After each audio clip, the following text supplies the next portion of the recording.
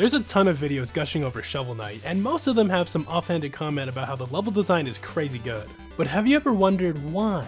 Why is it so good? Let me get specific. I don't need the whole game or even one level to show this. This screen by itself is a hidden level design masterclass. First, let's get some context. This screen is in the first level of the King's Knight campaign. In fact, it's one of the first screens. The first few screens already taught that you can charge into walls to break them and that sometimes those walls will be in the way. Then they teach that after charging into a wall, you bounce up and that sometimes you'll need to do this to reach higher areas. And that after bouncing, you enter a spin state where you can bounce off interactables. Also, if you're lucky, you'll bounce off this beetle after charging into it, teaching the player that you can combo the charge into the bounce back to back.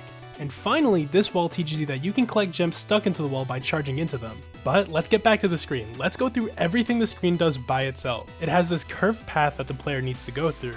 It's one of the first levels, so it's expected that the player makes mistakes. By having the path curve over itself, it creates a natural safety net where if the player falls, the only punishment they receive is a minor setback. It sells that the area is safe and it's okay to experiment and make mistakes. After that, there's these ledges here, and the player already knows that they can bounce off walls to reach higher sections, so if they dash into this wall, they can do this, and it's sick! And the game didn't have to prompt them and say, oh, you can spin it. No, you just do it, and then you'll see it, and it's natural, and you never had to explain it again. It's very genius. From here, the player is given a gap with 2 bubbles. Instinctively, the player is going to want to jump on the bubbles like in any other game. This teaches that the player has some things that are dangerous and can't be jumped on. Also, remember the curve? This is why the curve is here. Okay, so this time, the player dashes into the bubble and enters the spin state. Now, it's not guaranteed that the player will do this, but if the player isn't comfortable bouncing off things, they might try dashing into the second bubble, but oh, they can't.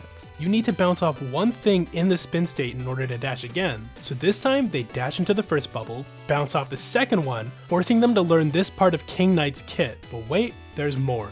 That's just the basic tutorial stuff, and to be honest, that's all this area needs to do. Teaching the player 3 things in this little space is already very impressive. But really good level design is also dense. Little optimizations may seem pointless, but they can be the little push that makes a player really enjoy the game. They're also good for replayability, speedrunning. Let's go all the ones in the screen. First, you can skip this pile of rubble and go straight to the bubbles. If you already know about the bouncing mechanic, you get rewarded for your confidence by letting you save some time. But also, if you notice when you first enter the screen, the bubbles are rising to their spot from the bottom. So if you're fast enough, you can dash into the second bubble as it's rising, jump off the first one for extra height, and then dash again to skip the wall entirely. But wait, there's even more! Because you can dash into checkpoints. So if the player is clever, you can dash into the checkpoint, bounce off of it to get a new dash into the second bubble at a higher height, and skip the first bubble, saving even more time.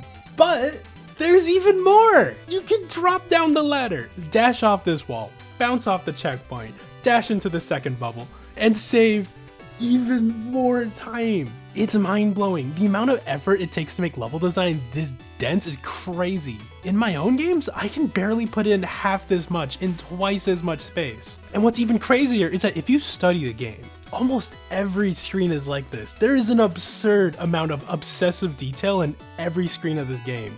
And I just want the devs to know that I appreciate it. I appreciate it a lot. Now, some of you may wonder, what's the point of adding these optimizations if not everyone's a speedrunner? But again, I want to reiterate, it's not just for speedrunners, it's for everyone. Anyone can find these optimizations. And if every screen is designed like this, inevitably you're gonna find some of them and it's gonna feel sick. There's also the idea that if someone's in the flow state, you don't really want to break it up and have anything interrupt them. So by having multiple different routes to complete the level, there's less chances something happens that causes them to break out of flow state. Oh, and if you're wondering about this gap I skipped over, it's mostly for aesthetic reasons, I think. Like if it was closed off, the level would feel pretty claustrophobic. I asked the speedrunners and you can only make this jump with the New Game Plus stuff, so I guess it's kind of cool that if you're replaying the game, you can skip this. But yeah, anyways, Shovel Knight is sick, and you should wishlist my game on Steam. I want money.